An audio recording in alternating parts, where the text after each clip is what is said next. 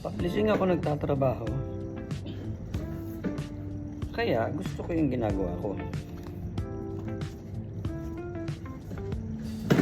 Dahil sa publishing nga ako nagtatrabaho, i-decorate yung aming paligid ng libro.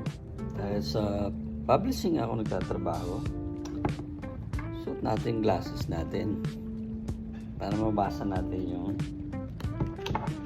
makalaman ng libro. Dahil sa publishing ako nagtatrabaho, ayos natin yung mga libro.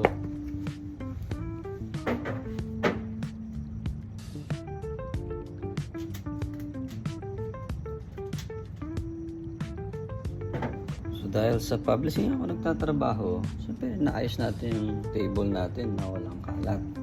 Ayan. Lagyan natin dito.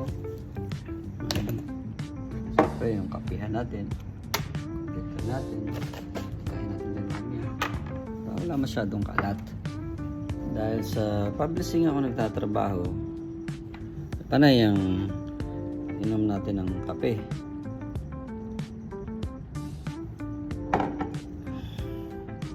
Ito ang gandahan kapag sa publishing ka nagtatrabaho. Habang naka-break ka, babasa ka ng libro. Diba?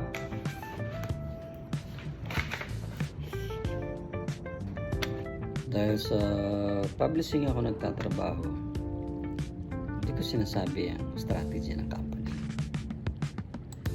Secret.